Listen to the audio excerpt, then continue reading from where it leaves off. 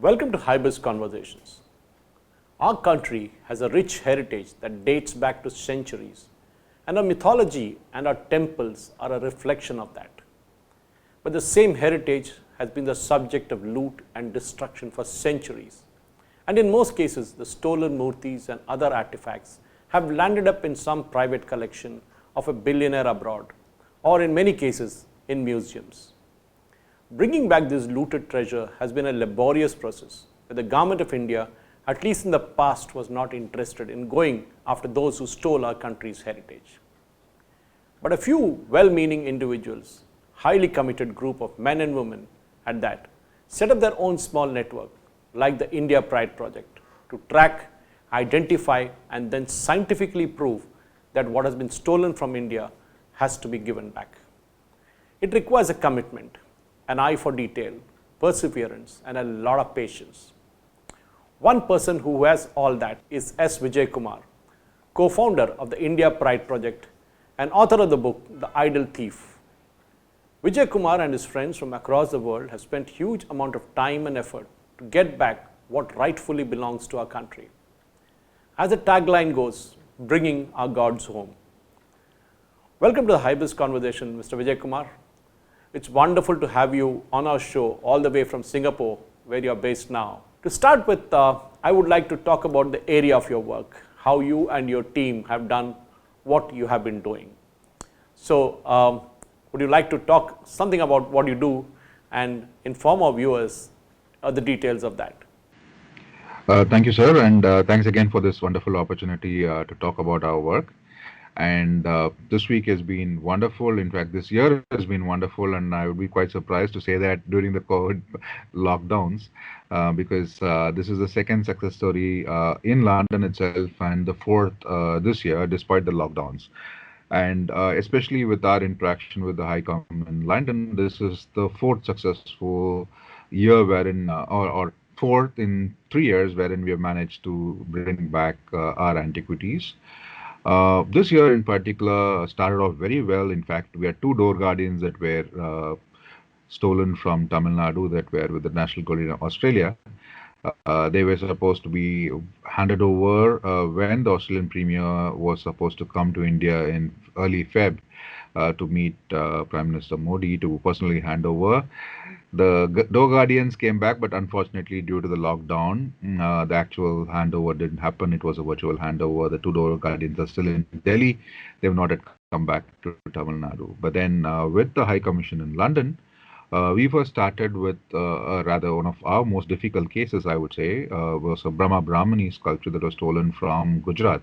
In fact, they were in a village right next to Prime Minister Modi's village when they were taken from an ASI protected site, and they were taken in the late 80s, and they were spotted in an online catalog of a British dealer.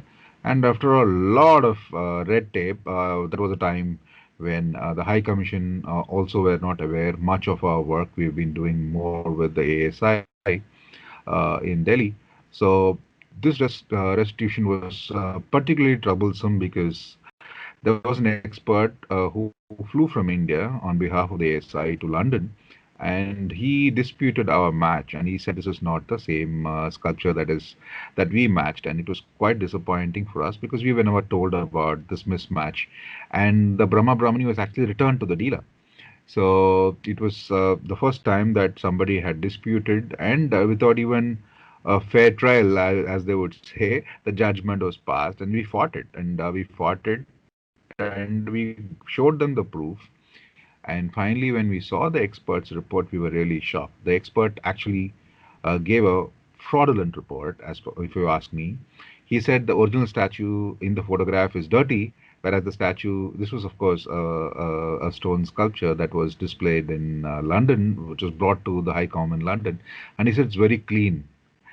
So the second one was in the original statue of Brahma, his right hand fingers were intact, but in the statue you saw in the High Com, they were broken. And I have never seen a more illogical argument.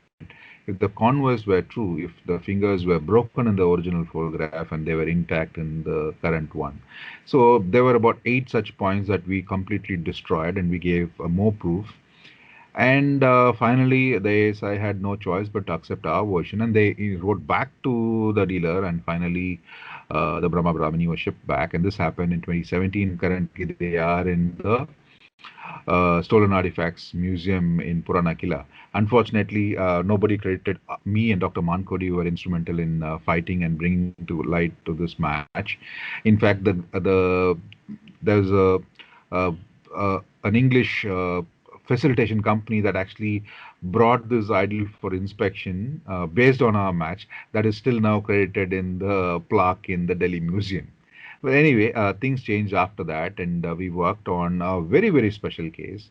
And this case, again, was very interesting because this was my good friend, Dr. Sanjeev Sanyal, who is currently the principal economic advisor to Modi.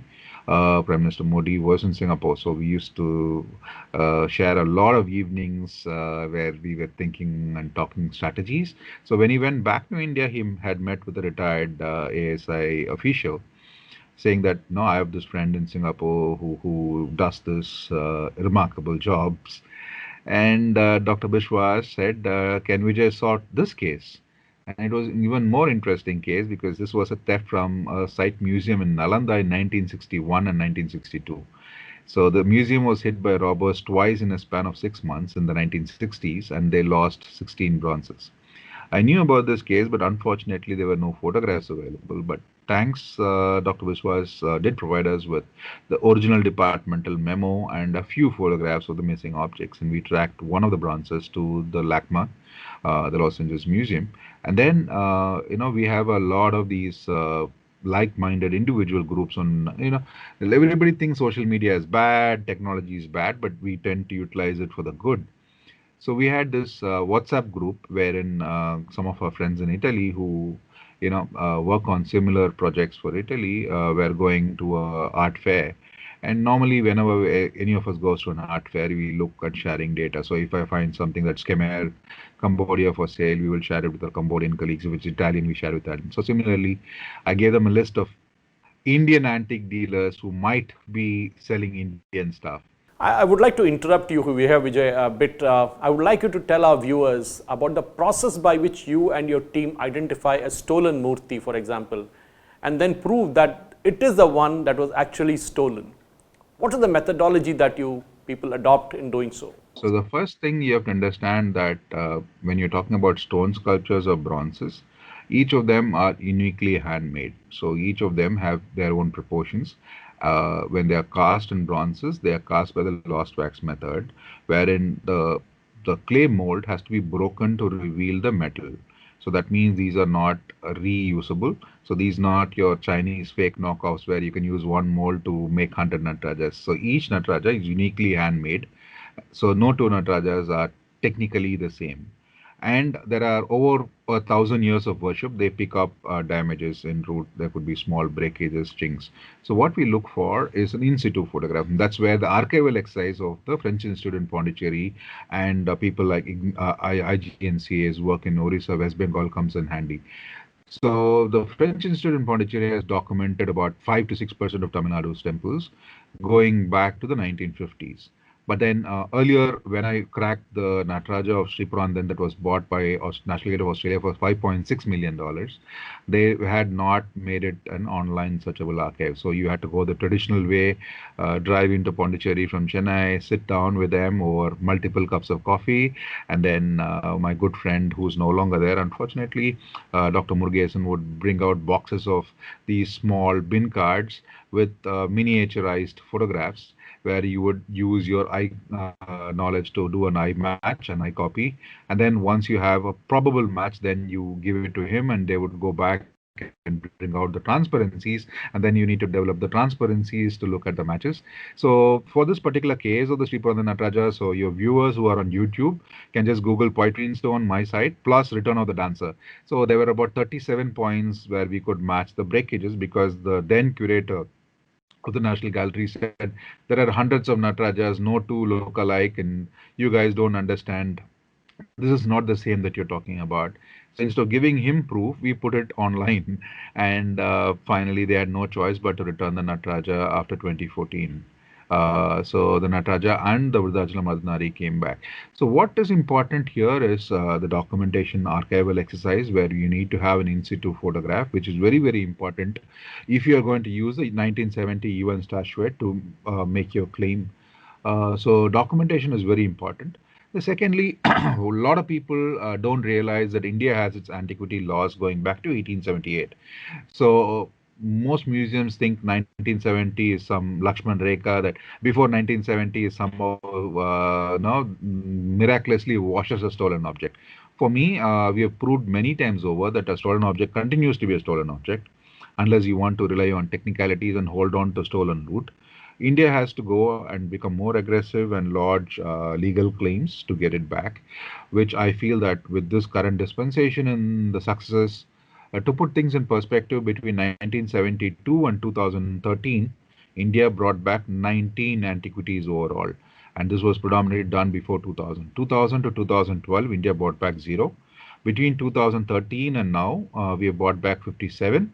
I would say that 55 are our work, and one of them, which was the Canada return of the Khajuraho parrot lady, where they call it, was that was becoming a fashion. So whenever Prime Minister Modi went somewhere, they would return back an unpronounced antiquity. So in some way, I would say that it was partly our work.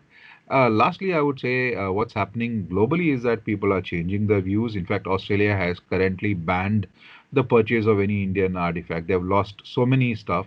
So this is something that we consider a tremendous victory because when somebody spends 30 crores, 40 crores for our sacred images, this is akin to wildlife trafficking. The killing stops when the buying stops. Similarly, the looting stops when the buying stops. Thank you, Vijay. I remember while reading your book, The Idol Thief, about the way idols are smuggled out of India by creating provenance, fake paperwork, and make millions like Mr. Kapoor did by building an empire of stolen heritage. He is in jail now thanks to some senior police officers from the Tamil Nadu cadre like Pon Manikyavel, who diligently built up strong cases to get our stolen heritage back. What's your take on that? I would just clause you there in the sense that Subhash Kapoor was arrested due to work done by another officer who was there before the said officer came in. Kapoor was arrested in 2011 by the work of a very important officer of the Idol Wing. Mr. Ponmanukal came into the force in 2012. Subhash Kapoor was arrested. Bulk of the paperwork was done prior to that. He was arrested to a red corner notice in Germany in September of 2011. I just wanted to just say that Yeah. people have very short memories. They don't realize that the man who brought back, who did the bulk of the work for Kapoor's arrest in terms of was Mr. Selvaraj.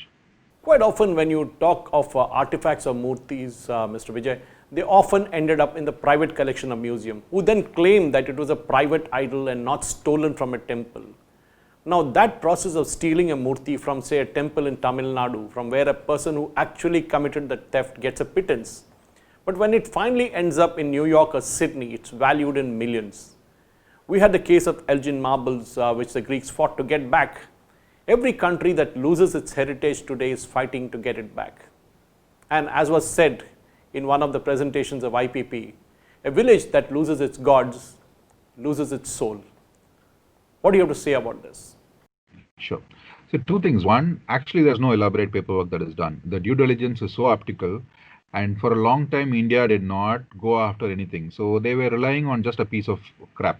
So bulk of the paperwork or provenance that is fraudulently created is just sheer poorly done paperwork based on just one paper on an old letterhead typed on an old typewriter. The museums and curators absolutely didn't do their jobs in checking the provenance paperwork. So there was no great deal of research done by Kapoor. In fact, if you take Australia, 27 of the 28 items have the same history. Selena Mohammed, her father was a Sudanese diplomat. So this was so pathetically done provenance that it basically goes back on the quality of research that was done during the acquisition process.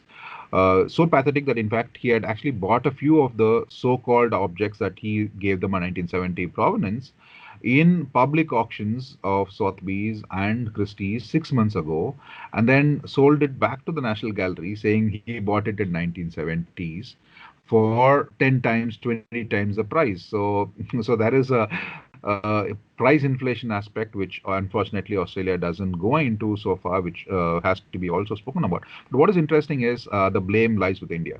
Whereas Italy has been more forceful in claiming its stolen heritage, India for a long time didn't care. So we have not policed the art market. We have not gone aggressively. So nobody. So for to just put things in perspective, if you go into a antique dealer shop, it has got Italian stuff, Egyptian stuff, say Khmer, Cambodian stuff, and Indian stuff. Your bet would be best to buy the Indian stuff because for a long time India would never care to come after you. So I think the problem lies with our own policing. But now, fortunately, I think the word has gotten around. But it's actually a lot more of Indian artifacts are not coming for public auctions, but that doesn't mean that the sales are not happening. They have moved into private sales. So I would still say that that's one popular misconception. The second popular misconception is only Tamil Nadu is being targeted, which is unfortunately not the case. To give you things in perspective, Kapoor's Operation Hidden Idol by Homeland Security in 2012 yielded 2,622 objects valued at $108 million. That's about 900 crores in today's exchange rate. So that was his holding stock in 12 plus 2 storage locations just in New York alone, and he was in business for 35 years. So this was just his holding stock in New York alone was $108 million, 2,622 objects, of which only about 72 are from Tamil Nadu. So it's just that because Tamil Nadu has been well documented and well researched, and the French Institute Pondicherry archives have been helpful, that we are able to successfully lodge restitution claims. The other states don't have such extensive documentation, nor have they noted down proper FIRs. And even in Tamil Nadu, the success rate is very, very low compared to what has been lost.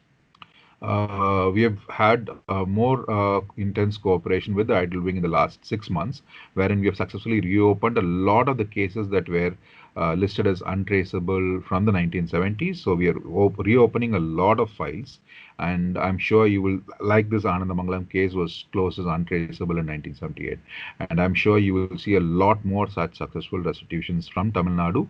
Not only from Tamil Nadu, I hope other states also wake up and ensure that they give us the necessary support. Vijay, when you look back at the efforts that you had undertaken, your team had undertaken, you must be wishing that you had the complete support of the government of India. Quite often this is the problem. Other countries involved have got tremendous support from the government, but not in your case. This may involve work like done by the Pondicherry Institute, who have kind of done tremendous amount of work which you people also fall back on. And in dealing with the law enforcement authorities in different countries like US and Germany and Australia, it must be a taxing affair, isn't it? How do you manage? Do you think you should really go and ask Government of India to support you in this matter? As I said, whatever little we are doing is actually acting as a deterrent against the art market.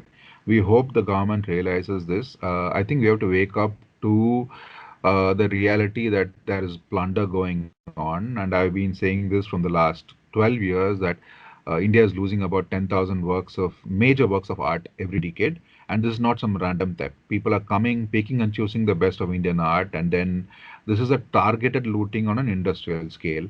So another decade, maybe you will never get to see the best of Indian art. So I think at a national level, there is a failure to recognize that we have a problem. So unless you recognize that we have a problem, we are still peddling around single digit numbers for thefts, which everybody knows is untrue. The newspaper reports almost every week you have thefts in temples that are being recorded. But then the establishment continues to believe that there is no problem. Plus, the ASI thinks that it is only a custodian and not going further. And for example, the Antiquities Act is so toothless, but still the art market cabal is trying to further dilute the Antiquities Act, which is going to be even bigger problem. So when EU and America, for example, is coming up with tighter controls of the art market, India is going regressive by slackening the laws. I think at a national level, the good voices have to tell and make it heard that look, wake up. We are losing a lot more than what you think is being lost, what is being recorded. A simple statistic, in the 1970s, India and Italy published a paper with UNDSRI, wherein CBCID gave up statistics state-wise right from the 1940s of thefts from archaeological sites and temples. And that time itself, it was about 1,000 per year. And we're talking about 1960s and 1970s. So such statistics have to be compiled properly, and police stations have to come up and give up details of cases that have been as untraceable, so that we really know the true extent. Again, a case in point is in Tamil Nadu alone, HRNC in its counter has said that they have lost more than 1,308 idols and stone and bronzes between 1992 and now. And again, we have to seriously look at our acts. Most of the prosecution happens under the Customs Act of 1962 and also on IPC Section 370, which is housebreaking theft. There is no particular section for antiquities theft. And shockingly, in Tamil Nadu, the section was amended in 1992, which says, I'm just giving you the gist of it. In all over India, housebreaking theft maximum sentence is 6 years. In Tamil Nadu, yes, housebreaking theft is 6 years, but they amended, if you rob from a temple, it's only 3 years. Oh, that's ridiculous. But on a lighter note, Vijay, most of the temples in India don't have access to specialized departments which can catalog the murtis and other artifacts of the temples. I remember speaking to Dr. Rangarajan of the Chilkur Balaji temple about this, because he is also part of the IPP in India. And he appealed to devotees in small towns and villages to photograph the idols in the temple and post them on the internet, so that in the event of a theft of these idols, there is some documentation to refer to. Do you think we in India need to build up a database like this, so that we have something to fall back on in case it's stolen, the murtis are stolen? What do you have to say? So the first thing is, cataloging. Once an object is properly cataloged, it becomes unsellable in the art market, provided you're policing it. The art market has deep pockets, so serious students know that the art market uses a term called fencing, where they put objects to lose heat. So they keep it hidden for 10 years, 20 years. In fact, the Buddha that we recovered from Nalanda was not seen since 1961. So this Anandamangalam Sita, for example, was not seen for 42 years. So it's been erased from public memory, and people then bring it out for sale.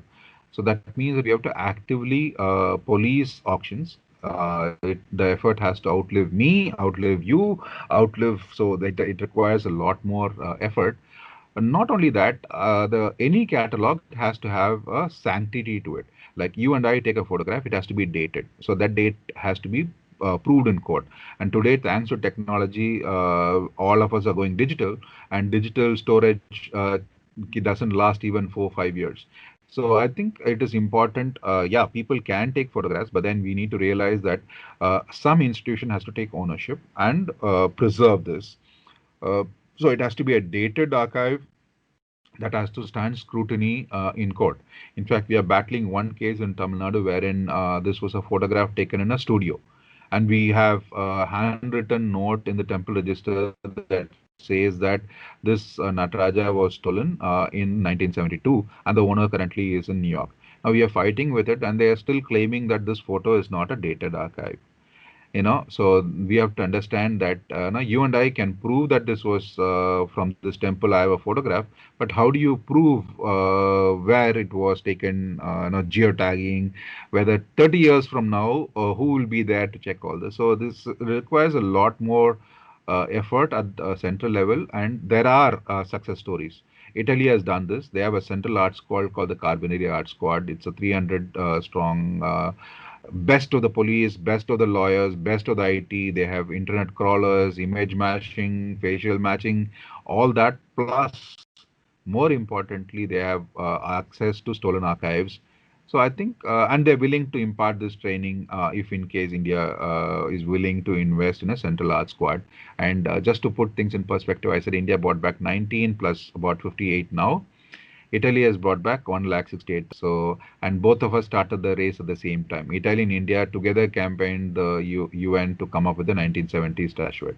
So we are long way back, and the more sad part is we are talking about tombs and funerary stuff that, of course, it's not all funerary stuff in Italy, but you're talking about pottery, vases, amphoras that were dug up by tomb raiders, and of course, paintings from churches. But here you're talking about sacred sites, living temples from where thefts are happening, and our success rate is so pathetic. I remember that brilliant line, bringing our gods home. That is the credo of IPP. Do you think the time has come for a bigger pool of young men and women who have the capability to research and document details of our temple, especially the small ones in far-flung areas which hardly have any security to speak of? What's your opinion on this, Mr. Vijay? See, again, the issue is we are doing it in our own way on social media, but again, the sanctity of such an archive. So we did talk to a few big tech giants, but again, everybody is scared about the legal aspect because your archive could be used to in litigation. So after a lot of development work where we helped them build the background tech, the legal department of these big tech companies started objecting because they don't want to be embroiled in high profile because you're talking big money here, which we don't have. So we don't ask for any donations. We ask our volunteers only for blood, sweat, and toil. But then the issue is we need some corporate or academic institution or the government to take ownership of this project because otherwise it becomes my archive 5 years down the line, 10 years down the line, it's not going to sustain. So even though we are doing it to the best of our ability, we know that our reach is very limited. But unfortunately, we have not been able to even convince the big tech giants, homegrown in India, to understand that this is a sacred fight. If you're scared of legal battles, then what Indian are you? And that's where we call ourselves the India Pride Project. We want to restore India's pride, where really we felt bad that our murtis were auctioned openly as showpiece curios. The common thing I ask is somebody pickpockets you on the road, what do you do? Three of you get together and beat the shit out of him, and here somebody is stealing your gods and auctioning and putting it out as a showpiece curio, but then people, including the big tech firms, don't seem to have the same sort of reaction that comes when somebody is robbing $100 from you. Thank you very much, Vijay. I wish we could go on and on, but I guess you have a busy evening out there in Singapore, considering that you are ahead of time. And it is wonderful to get a grasp of what amazing work that you and your team are doing, ensuring that a rich cultural heritage and legacy is recovered from people and institutions who have illegally acquired them. Thank you. Thanks a lot. Good luck. Appreciate you for taking the time out of your busy schedule and speaking to us at HyBiz Conversations. Jai Hind. Jai Hind.